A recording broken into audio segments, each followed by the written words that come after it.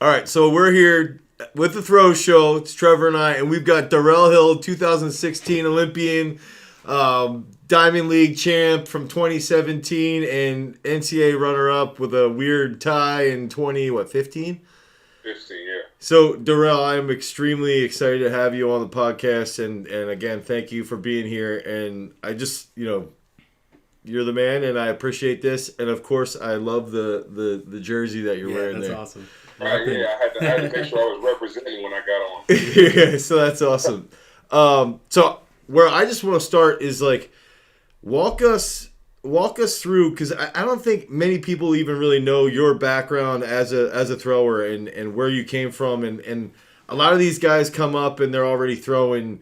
They come out of high school. Somebody like a Jordan Geis that might be a 75, 76 foot high school thrower, and like I want people to sort of know that they're capable. I think about Taman a lot of times when I think about Darrell, because he was a 57 foot high school shot putter and he threw it once, and it's right. like and we've seen him throw 20 plus. It's like that can happen. I mean, Lucas is a good example. Not that Lucas is at your level, but that progression can happen. So walk us through your high school and then your collegiate career and the progression that you made and why and what you attribute that to. I went to Penwell High School. As you guys knew, I started throwing like towards the end of my sophomore year. I was wrestling at the period of time, and like I was a football player and a basketball player. But I was ever since I was a kid, every season I did something. So like during the winter season, I was playing AAU basketball and I was wrestling at the period of time. And it was just okay. I wouldn't consider myself to have been an elite wrestler. I was just another dude on the wrestling team in my high school. And coach asked me if I could come start throwing, and I wasn't good. It's not that story where you come out the first day and then you start throwing super far and you're like, oh, I love this. I threw 39 feet. And then that season I threw 43 feet, like whatever. Wait, this is what year is this? This is 2009. But what your sophomore year? Yeah, end of my sophomore year. Yeah. 43 feet. Yeah, 43 feet. So That's I did 43 feet, but I was having a ball. Like my friends were on the team. Like it was just about me having fun. I had no real interest in the sport. I was just having fun. So the next year came around, indoor season, and so I just said, I'm not going to wrestle because that wasn't fun. Trash fun. So I'm going to do that. And so I'm throwing now, and I started to have more fun, and just the natural person I am, I wanted to learn about what I was doing. So got to YouTube and tried to, because we didn't have a throws coach in my high school, so just watching all the videos, trying to learn a lot of watching. I watched every Bernie Barnes video. There it is, because he was the world record holder. In my head, it's like, this is the dude you gotta be like if you want to be great. So I watched all that, and I ended up throwing 60 feet my senior year. I threw 60 feet my senior year, and went to University of Houston my freshman year, which was 2012. And I threw, now with the 16-pound shot, 1762, and then transferred to Penn State. And then every year has just been kind of another part of the incline. And I went 1762, I went 1913, then I went. I was at that meet when you went 1913. You were at that meet. I went 1913. I went 1913 at Penn State that year. The next year I went 2057 at Big Tens my junior year, and then my senior year I went 2086 at Penn State. 2016 was the Olympics and so on and so on. Actually, I was at the 2086 meet too when you hit that. You're a magic man, bro. We might have to get you a ticket. I was at the trials too when you hit the big one at the trials. Now that I'm thinking about it, what I'm hoping is that Sam gets it going, so he gets your ticket. That way, you're at the next Olympics. You're at the Olympics, then. Yeah. You can keep it hang going. Yeah, hell yeah, that's awesome. So you had, your coach. You had Pat Ebel in college, and I still think. One of my favorite videos is when you went 2057 at Big Tens, and you just that's my favorite video. Yeah, still my favorite video. You like sprinting out of the circle was just phenomenal, and I guess what is it that you focused on the most going from that collegiate career where you were, NCAA runner-up, multiple-time All-American, to that, almost like an underdog professional shot putter that I don't think initially people really bought into who you were and what you were capable of doing.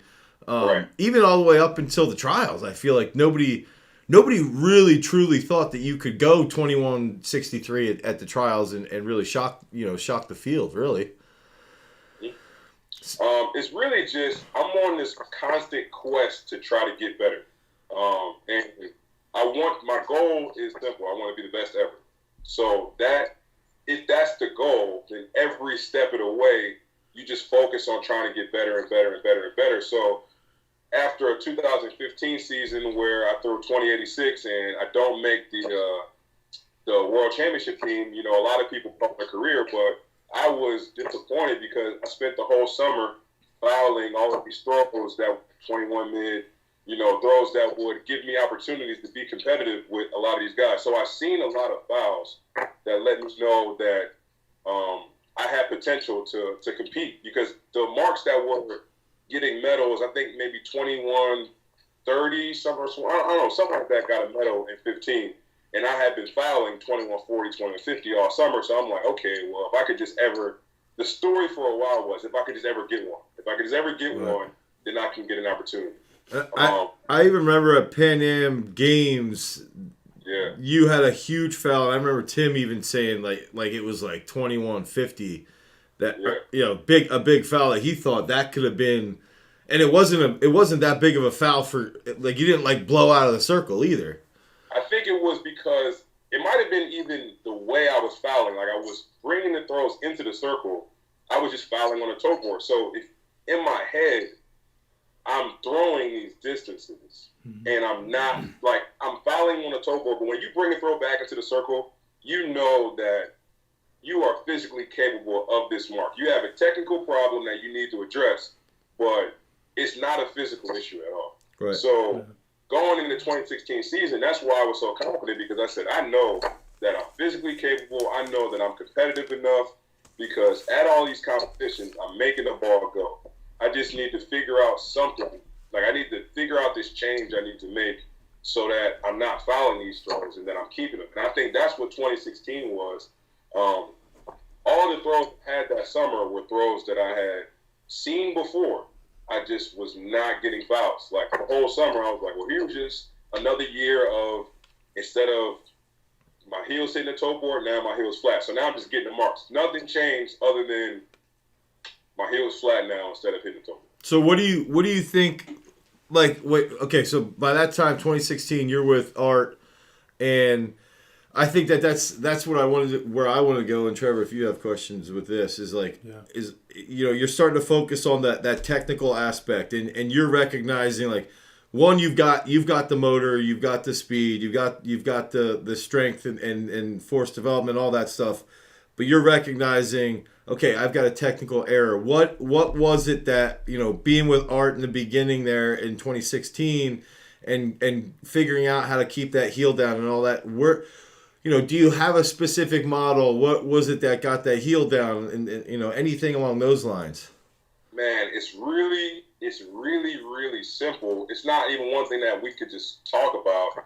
It's just when I got there, we just addressed that over and over and over again, every single day outside of the ring. We weren't even throwing in the ring for a while. We were just throwing on concrete, just practicing, replicating that movement of landing on the heel flat, because it was just something that kinetically I wasn't doing. When I got to the finish, I was just pulling off and my heel was coming high. So he just had me replicating that movement over and over and over and over again. And for a while, if you look at the beginning of the outdoor season in 2016, for me, it was ugly, man. I had a bunch of meets at 1960, not a bunch, but I had a couple, 1960, 1980. It was this real kind of slow improvement. Because I was going into that season in high 21, feeling like I'm in high 21 shape. But going with Art and having somebody like Art tell me that, one, he can help me with this problem. Two, showing me exactly how he is going to help me change this problem. and just giving me that belief that when it's time, when the trials come, I'll be ready. So not worrying about any competition before June 1st. Literally everything is just a practice of training and training and training. We had spent the whole spring working on just keeping the hill flat. And that's the only difference. When I got to USA's, it was just be yourself and do that one thing that we've been working on all spring. And that was it. So did you feel like when you made that change with getting the heel down into the toe board, did that mess with your throw? Did that mess with the feeling a lot? Or like how was that adjustment period just from making that technical change and getting back to where you could feel powerful at the finish and feel like you could get everything into it? For a while it did. For a while it changed just because I was holding everything back from the first half of the throw to try to do that at the front.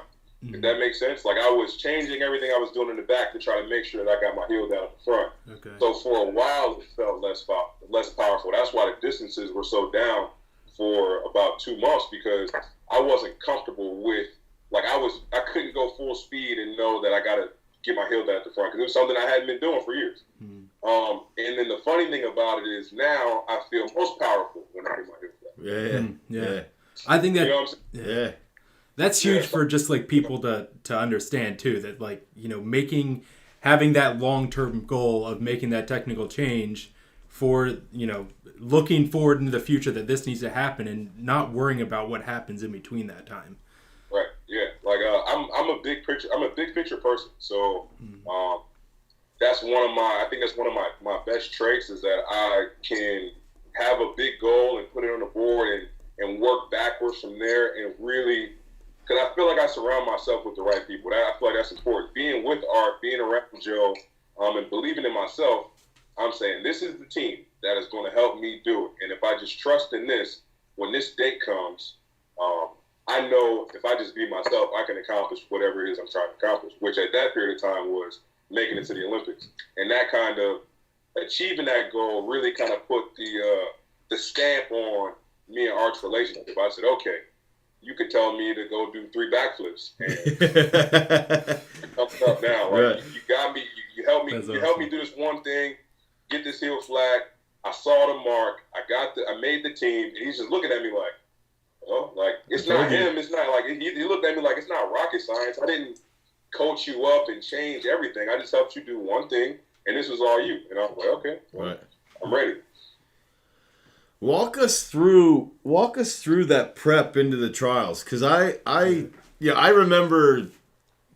I'm going to talk trash here because I predicted that Darrell was going to make this team, and I have video evidence, because I don't know if I was drinking with Calmus or I was doing something stupid, and we were up in the stands and he was live streaming it, and I was like, Darrell's going, and I think I said Darrell Krauser.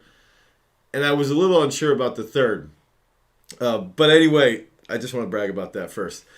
You're warming up, and you know I remember Joe warming up, and he's got that big grunt. I don't know if he still does, but at the time it was like every throw was like boo, and you could hear you could feel the intensity of the competition, and you know Krauser looked good, Krauser looked solid, but something that struck me is that it looked like you were walking around with a bubble around your body. Like it was like you were not associating with anybody. And like I remember you hit like one real solid warm up. I think you probably looked at Art and gave like the head bob, like, okay, now it's time. Like I'm ready. And everybody, like to me, your approach was get a good solid first throw, and then it's over, because that's what it was. It was good, high 20, 2080, 2090, and then 2163 second throw, game over right away. And it was that throw. I mean, I got chills right now thinking about it. That was like you were your warm ups, and that's what I try and get. Even what like with Rachel is that you've got to be in a whole nother world, a whole nother zone, and that display. I wish I knew what I know about social media and even just capturing that moment, because the whole time you were on lockdown and no one was taking you out of that goal, and that goes back to being the big picture person, I think. Man, it's refreshing to hear you notice that, because that's where my head was. That was one positive of being around Art at that point in time, is because outside of getting physically ready for the competition, he laid it all out for me throughout the whole process of 2 weeks before of what it was going to look like. We're going to do this. We're going to do this. We're going to do that. We're going to go to the qualifying round. You guys are going to stick together. You guys are in separate rings. You do this. You get your mark early. We're going to have this for. We're going to do this for lunch. He went as far to tell me, okay, Adam Nelson's in the competition. He's going to rip his shirt off. He's going to be amped. He's going to be excited. The crowd is going to love it. And I'm letting you know now that you better not pay attention. Like, just like knowing he mapped it out for me. And the beautiful thing about it was, as the day was going on, I just was watching everything unfold. And I said, okay, well, this is what we talked about. This is what's happening. I watched Adam. He ripped his shirt off. I said, oh, he's ripping his shirt off. This is what like, we knew was going to happen. And we just had a plan. Everything was a plan. Like the plan.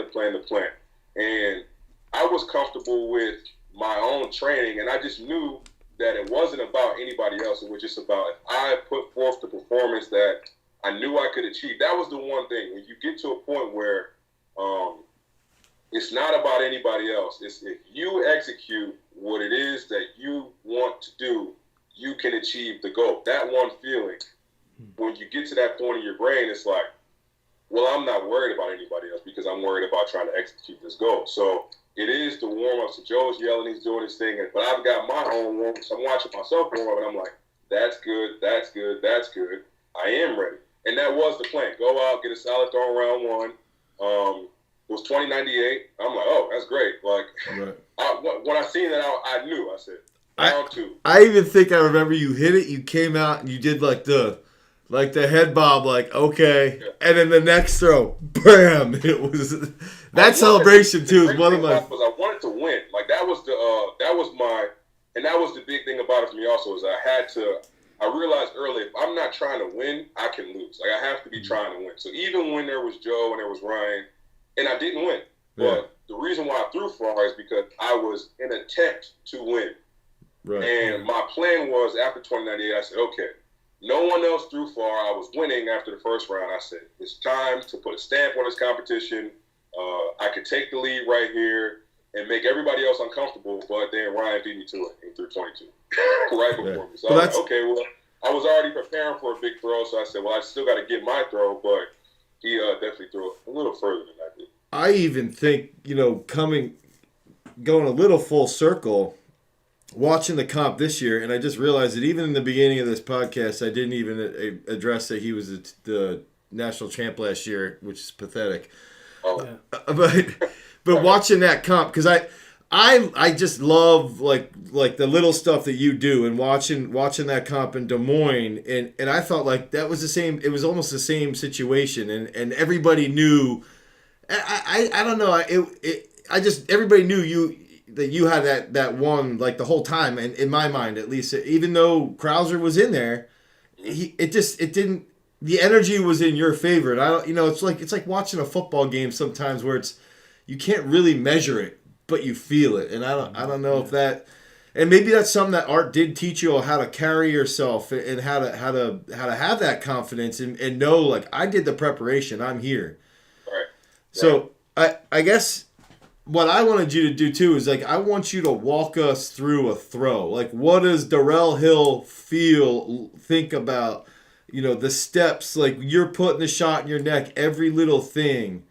What are you trying to achieve technically? What are you trying to feel, physically? What are you trying to capture each position when you go into smash mode? Dang. All right, so I'm stepping the ring, load the shot, and what I'm thinking of is I'm trying to go fast. I'm definitely trying to go fast. And I'm trying to go fast with as much balance as I can get. I'm trying to make sure that I load the left out the back because I know I'm going to sweep aggressively. If I'm trying to go fast, I know my right leg's going to be sweeping really aggressively. So I'm trying to make sure that I'm over my left and that I'm balanced and that my chest isn't down, because I know if my chest isn't down coming into the center, then my hips will be underneath me when I get into the power position. So I'm bringing a big right sweep in, and I'm making sure my chest is up, and I'm pushing off my left as aggressively as I can.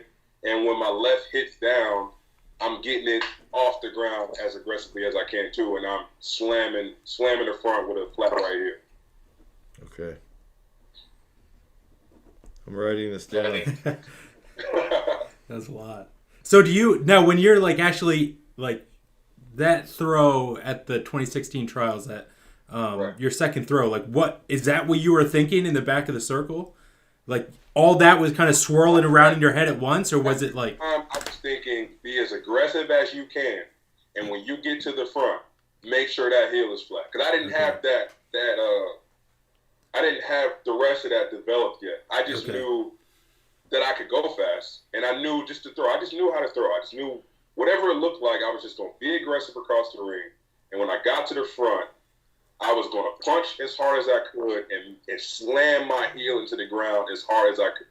And if I did both of those things, I knew, one, I wasn't going to foul, and that the ball was going to go. I was going to yell as loud as I can, punch as hard as I can, and make sure my heel was flat. There you go. That was the only thing I thought about.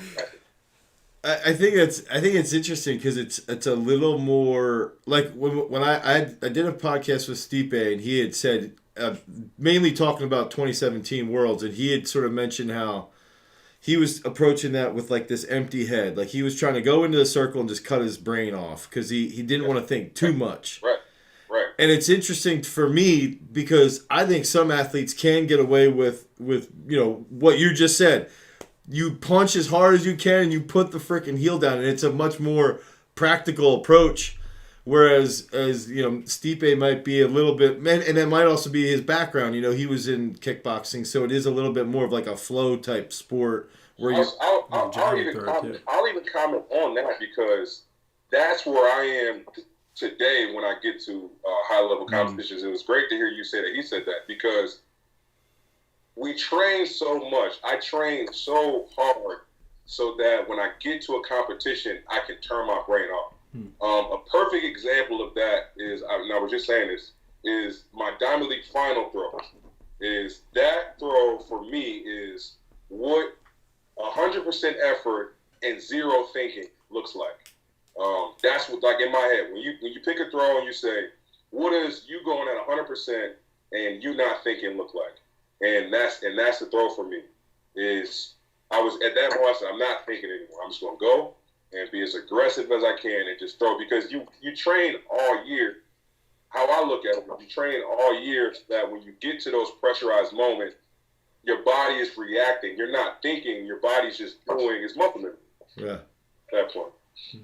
How did that feel? That's what. So I wanted to go into that comp, and then and I feel like Jason might be able to correct me on this, but I think that last comp you had last year, at the end of last year, all 6 throws over 22. I don't think it's ever been done. I'm pretty sure it's the best series in the history of mankind, and I could be wrong, but I'm pretty sure I'm not. And what I want to know is, like, can you make a comparison for us? Because like, dude, I'm sitting here and I'm just like dumbfounded, like, because I can't relate. That's a 22:43 or 22:44, I think it was, to win the Diamond League. Right. And then follow that up the following year, 6 throws over 22, arguably the best series to ever be put together by a human being here. And it's like, I just don't. I can't even fathom those marks and that that intensity and the pressure or the mental state you're in to achieve that. So it's like, right. I just want to peek inside your brain a little more. Man, it gets pretty dark at that. And to be completely honest, I really don't know. Like, it's just something I just know that when the championship time rolls around, there's another level that my body feels like it can achieve. I'm moving faster, but it doesn't feel like it. It feels like I'm moving slow. It feels like I have more control over my movements, and the ball just starts going. I promise you, Dan, it doesn't make any sense to me either. It literally is when the time comes around, it could just be a week. I joke with my coach all the time. now because this is our second year together. So last year we're training in hopes that when the end of the season comes around, that we did it right and that we are going to prepare and you'll just feel like you can compete. So now I know. I just look at him. I say, all of this sucks today, but I'm gonna get about a week. One good week at the end of the year. And we just joke about it. So I'm gonna get a week where everything is just great and the ball is flying. And it's just and during that week is when everything that I've been working on all year is just gonna click. And that's just I don't know. It's weird. I feel like that's why I feel like I'm gonna break the world record because I feel like. I'm going to keep preparing and keep getting better, and then there's going to be a time where I'm just going to feel good. It's going to go. Right.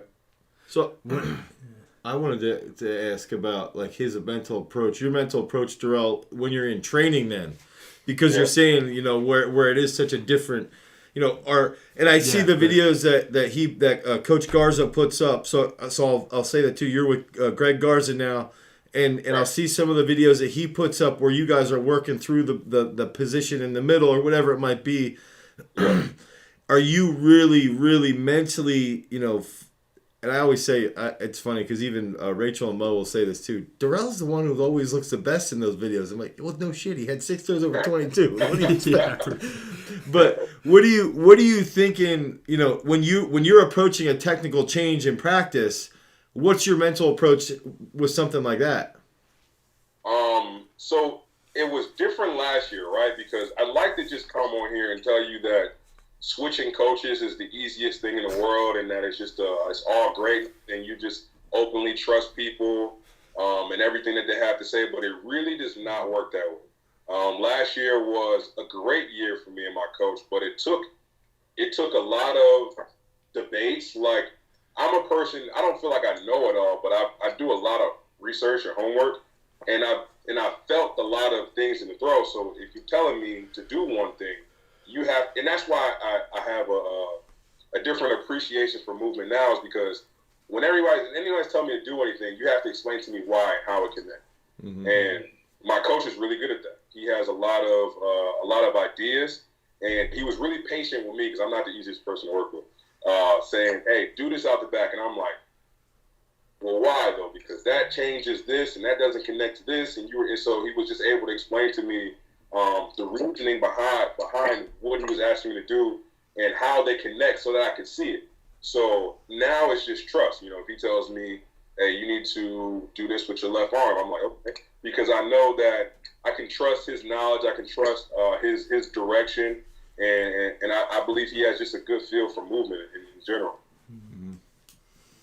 Yeah, that makes a lot of sense. I feel like a lot of that can just be down to as you're building that trust, at the same time that's happening, you're understanding how each other communicate and how he's understanding more of what you feel in the circle and what you're trying to transfer, what you feel in the circle to what he's saying, and just that all that kind of goes on at the same time. Yeah, I agree. What did you notice anything between Art and Coach Garza where, as far as the strength side in the weight room, did you notice any drastic difference? Is it similar? And what would you say that you're focusing on the most when you're in the weight room? So it's actually a bit different because when I was with Art, he pretty much controlled the whole thing top to bottom. Lifting, throwing, it was all one big mirage of training. So now it's different because now my coach does all my throwing, and I have my strength coach, Jamie Myers, who's at the Olympic Training Center, who does all my lifting. He was around every step of the way through my period of time with Art. He had been with Art the whole period of time that he was down in Chula Vista. So he has a really good feel of my history of lifting and things that make me throw well. So especially last year, I just wanted my coach's brain for movement. They communicate and they have an understanding of what I'm doing in both areas. It's not like they're in the dark, but my coach, my throws coach, Coach Greg Garza, he focuses on throwing for me. And every day I leave there and then I go to the training center and I go with Coach Jamie and we do lifting every day. But there's a communication as So how's this going here? What you doing here? What you doing here? How's strong going? And making sure everything still connects. But I have two different people who focus solely on two different things. Okay. Trevor? So one thing I wanted to ask you, and I don't know if this is like, I don't know if it's confidential or anything, but like, what are you actually focusing right now on, like in the circle, like technically? Like, is it kind of you just trying to feel things out, or is it like a specific thing that you're trying to fix right now in your throw? Overall, I think efficiency. It's just overall trying to be more efficient. Like, it's trying to achieve distance and do less, so then you can do more within the movement and achieve more distance. That's how I view it. You become more efficient when you decide to add in more energy in different areas. That should in turn become into more distance in a nutshell. So just trying to be more level, entering into the middle. I'm trying to work on rotating better in the middle. It's just one of the things that I don't do as well. So that's one of the biggest things that I'm trying to work on is using my right foot turn a bit more in the middle this year. I think I can get a little bit more out of that.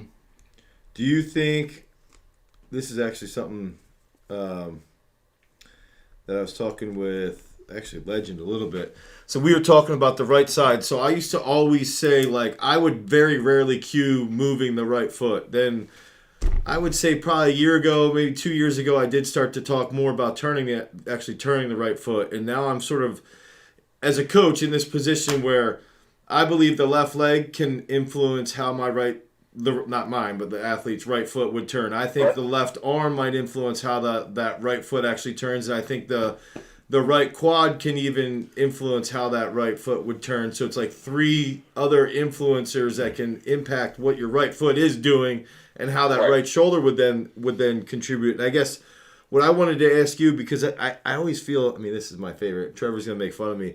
I want to know, what is your left arm doing? Like, what do you ever think about anything like in the middle? And I think with Joe, where I always notice is like, his right would hit, and then you see him like wrap hard with that left, and then open wide with that left arm on the finish. And I wanted to know, do you think about that? Is that something that you cue up technically, or no, or what?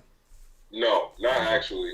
My left arm is more of a directional and a balance tool for me. It's more of you go to the center. It's more of a directional tool to get across the ring, and it's a balance tool because when the left arm goes down, so does the chest. So the place and where I'm holding it is more for balance and more for direction for me. I do get a little bit of a natural re-wrap, not as much as Joe, but I'm not cueing that as much as it just kind of happens naturally where it just stays back a bit.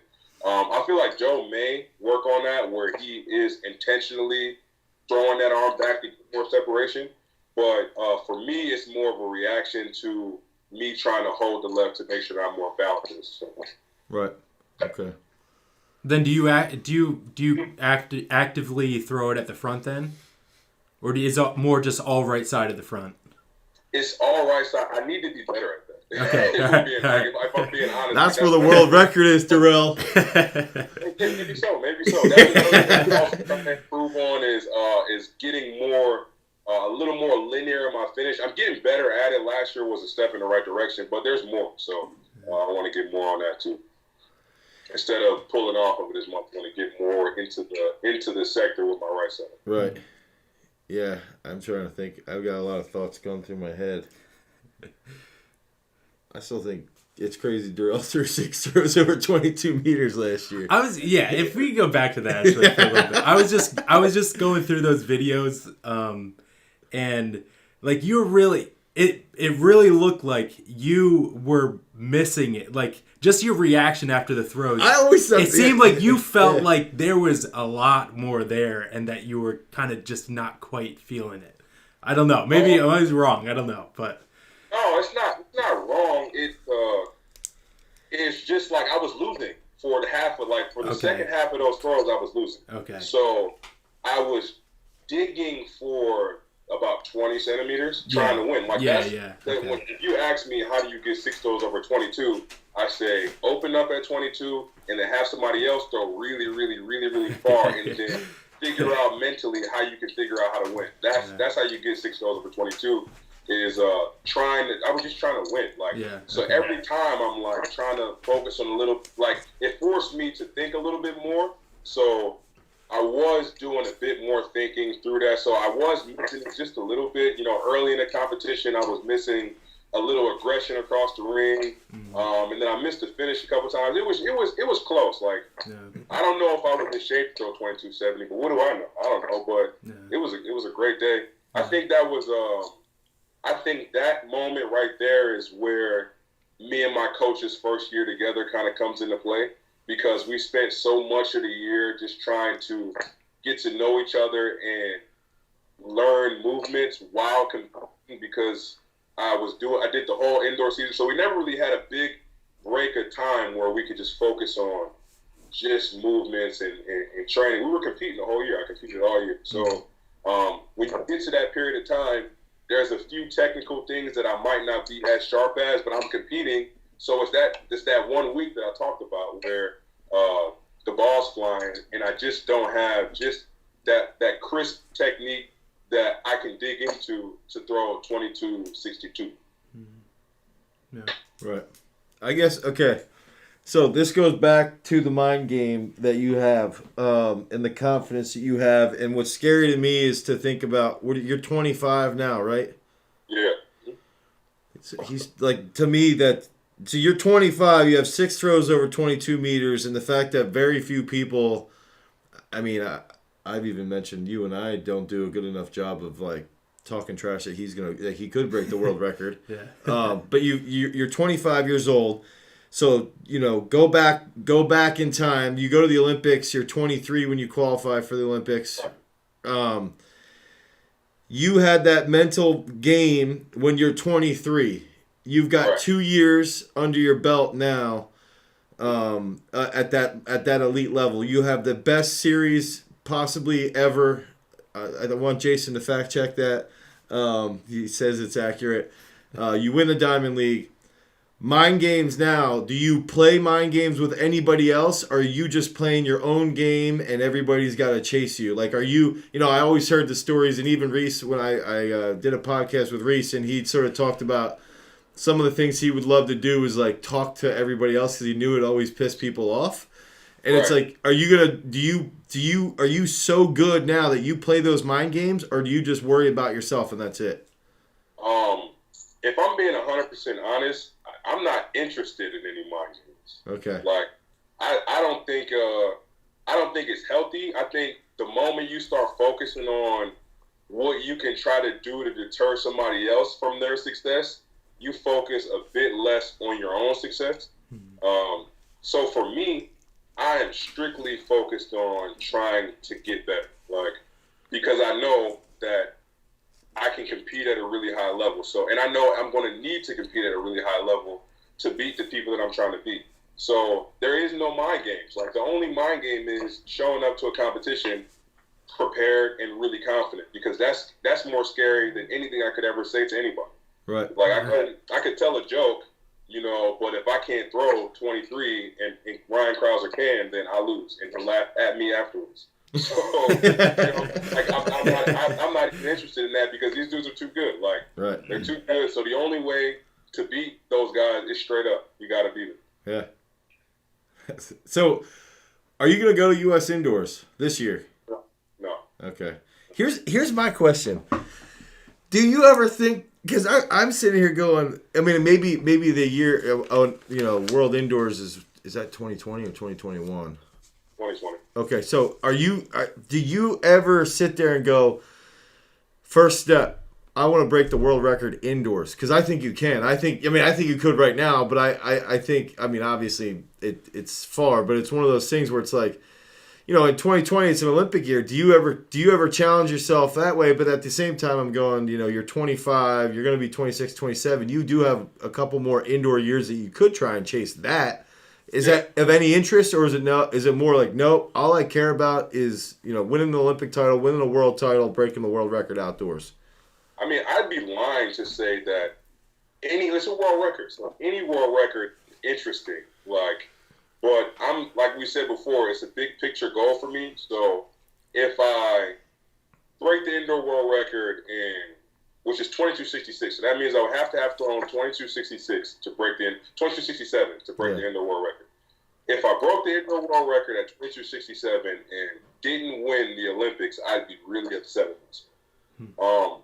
So it is enticing, but in the grand scheme of things, the things that are important to me are outdoor world championships and the Olympics. Like I would love to make an attempt at it, but I have to see how does this season go because it's so late. You know, like how does my body feel in October? Like when the season's over, am I just ready to go? Do I feel great?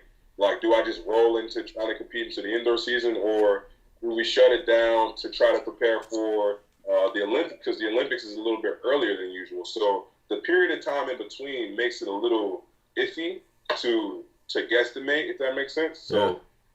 Yeah, I'm interested in it, and it sounds great, but I don't want to lose an opportunity at something great outdoors trying to chase a mark, you know.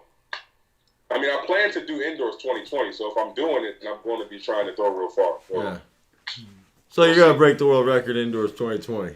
Get out there. Why not? That's a clickbait. That's the first one. I mean, do you want to do any, like, Darrell, let's just go real quick because we do get a lot of these questions. Like, what's your best bench press? 230, which is 506 for now. What's your best? You do cleans or snatch at all or jerks? I don't catch cleans anymore. I do clean pulls. Okay. But I've gone 185 on clean pulls for a double. Okay. But I don't catch cleans anymore. Jerks, I've done 210 kilos. What's that? What's 210? 462. Okay, yeah, I've done that. Squats, I've done 315 kilos, 310 kilos. Hopefully all of these numbers are gone soon. Yeah, that's what I've done. 310's huge. That's huge. Okay, we get a lot of questions just about that because it's like people, but at the same time, I think it's important that people, like the high school kids, even hear like, you know, where were your strength levels when you were in high school? And again, it doesn't, you know, you threw as a sophomore, you threw 43 feet, so the progression's there if people want to follow. I wasn't lifting really in high school. My senior year, we did. We lifted with our gym teacher, so we did like curls and stuff. Like I didn't squat until I got to college. We did.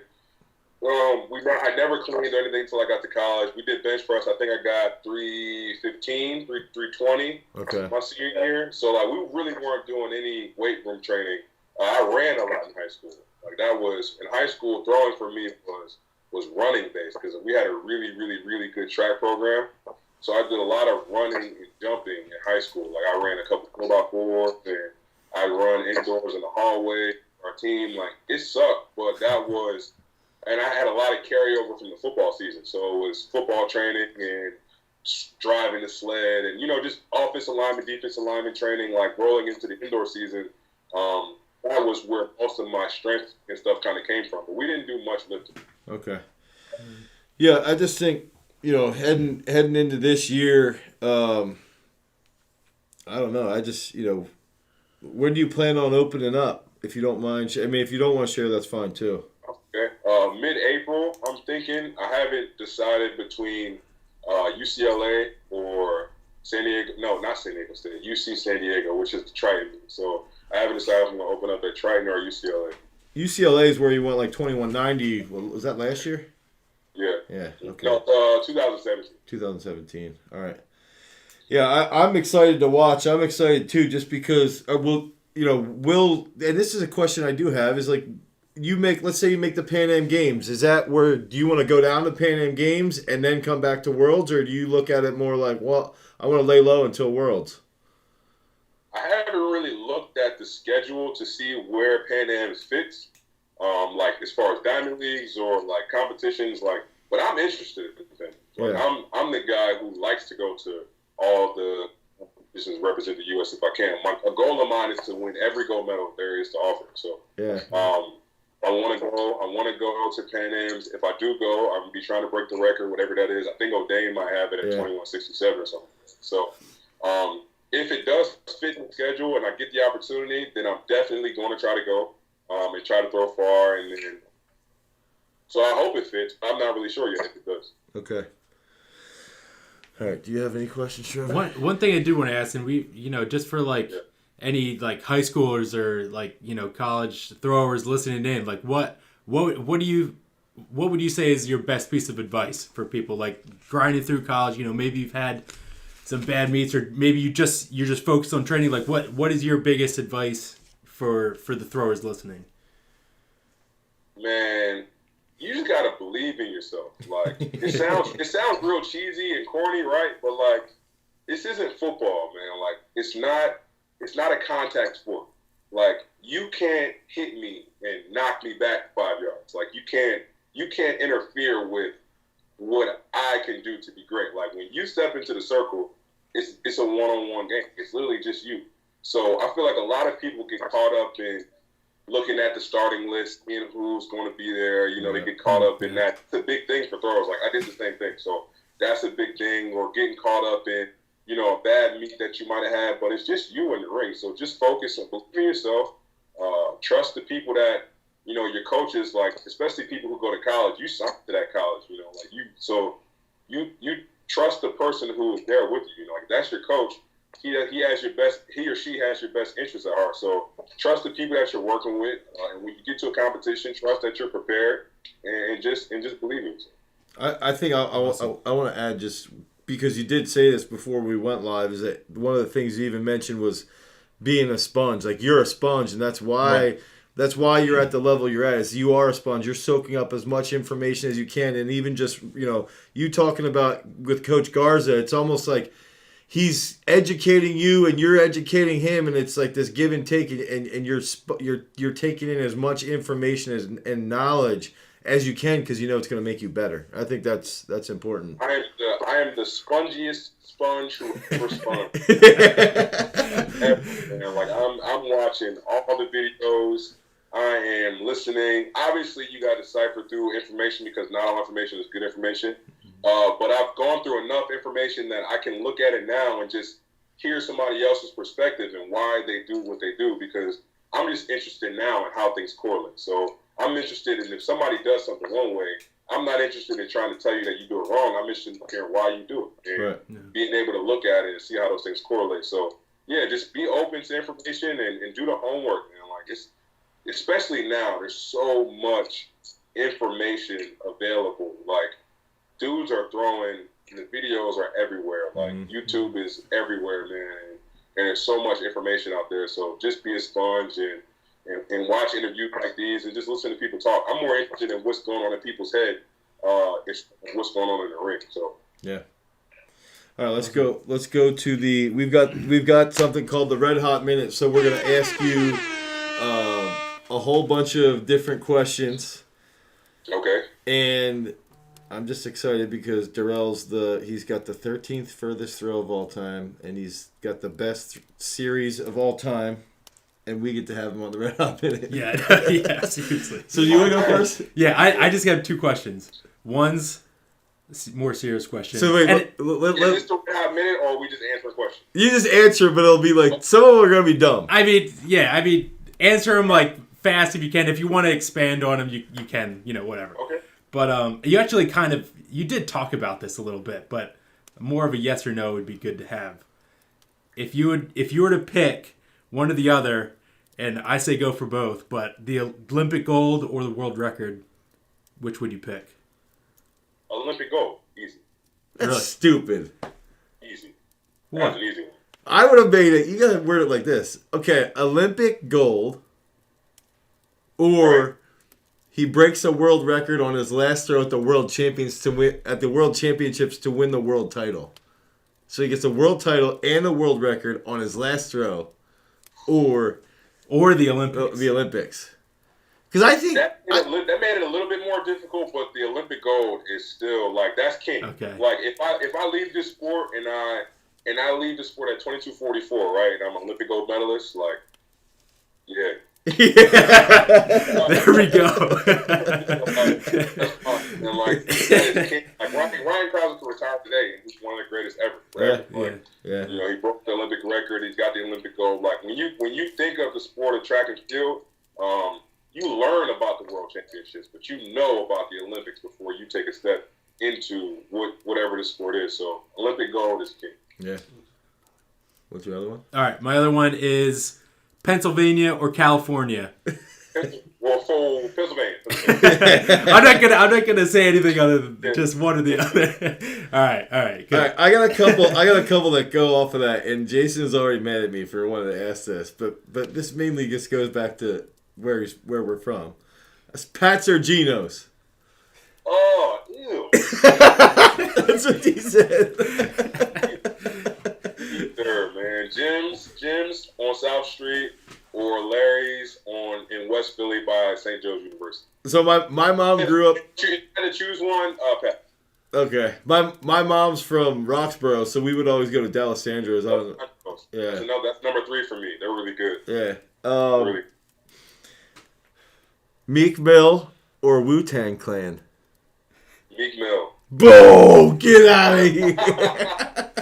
Listen, that's an era question, man. I grew up being in Philly with Meek Mill. Like it's gonna be hard. You know, Yeah. Looking people for him over years. Okay. I got 2 goofy ones. Well, three goofy ones coming up. Okay. Frosty from Wendy's or a milkshake from the Creamery? Milkshake from the Creamery. No question. No debate. That was easy. I'm going to preface this. Darrell's a Cowboys fan. I don't know if you knew this. Yeah, I knew. He posted all over the place. Right. If you didn't know, I was going to be disappointed. I'm in myself, not in you. You're in the Super Bowl. You get to pick one quarterback. Dak Prescott or Nick Foles. Who are you going with? Oh, Nick Foles. Let me say this. Nick Foles. I'm not an Eagles fan by any stretch, but that dude Nick Foles, man, in the playoffs, I don't know. He's got. Can I expand on this for a second? Please. Can we replay this at some point next year during the football season? He's not going to be on the Eagles, so it doesn't matter. But I watched him, right? Because now that I watch sports at a high level, I'm just looking at the psychological aspect of it more than anything. And the Eagles started to get real scary to me because I looked at Nick Foles and I realized that he won the Super Bowl, right? And he did the greatest thing ever. And then I thought to myself, the first time I won anything, right? Like when I won a Diamond League Final, for example, my mental capacity going into the 2018 season was so different. The things I felt like I was capable of accomplishing were so drastic in comparison to the year before. And I was watching Nick Foles, and I was like, I don't wonder what's in. So I had if the Eagles would have won the Super Bowl again with Nick Foles, I would have been like, you can relate. Because I wonder what I was like. His brain's got to be just in a different planet right now. He's already reached the height. Like Tom Brady. Mm-hmm. You know? Right. Yeah. Okay. I got 2 more. Favorite Pennsylvania indoor state champion? Scott Rushton or Jason Kuhn? Jason Kuhn, man. Jason Kuhn. Good. Okay. We're in Doha. It's October. You got Darrell Hill, Tom Walsh, or Ryan Krauser. Who are you taking? Me. What kind of question is that? Smart money's on me. What's crazy to me is that like just reading that, it's like that's where the world record could go down. Like that's where it could be. Let's say you do. In my mind, I'm playing this out already. You go 22:40. Tom Walsh comes out 22:60. Krauser goes 22:60. He's coming back 23 plus, and it's like, dude, that's how I just see all this playing out. Can I just say this and get it? Isn't it crazy to think that this one World Championships, you're going to see 3 of the greatest of all time, and they're all under the age of 27. Yeah, that's what's crazy is how young you guys are. But I believe Walsh is wired, Krauser's wired. You've all got good technique, but I think you're the one. I think you're the one who I think you're going to win the world championship, and I think because of where your mind is right now, but also because of your approach to the sport you are, like you said, you are the sponge, and you can just see, like, at least I can see the way you conduct yourself and handle it. So I just, dude, I'm excited to see how this year plays out. Yeah, I appreciate it. I mean, I feel the same way, but I got to make sure I cross my T's and dot my I's. Yeah, there's so many things that transpire within a year before we even get to that point that I won't overlook. Yeah. And I got to make sure I don't. You know, like that. And that's the outside of all the brash confidence and just feeling like I can accomplish all these things. I'm really, really, really detail oriented. So I'm taking everything one step at a time. Like, that's why you asked me where you're gonna open it up. I said, I don't know. That's 2 months away. Like, I'm focused on tomorrow's practice. Like, and when that time comes, I'll be ready for that. And before I even think about a world championship, I'm trying to be U.S. champion again. So right. Like that's it sounds cliche, but that's honestly where my brain goes. Like, I'm focused on trying to be U.S. champion 2 years in a row if I can help it. Because there is no world championships without the U.S. top 3. So, you know, that's where my focus is. But if I get the opportunity, yeah, it'll be good. All right, Darrell, Awesome. I appreciate you so much for being on here. Thanks a lot, man. Yeah, that was awesome, man. Of course, man. Thanks for having me, guys. All right, peace.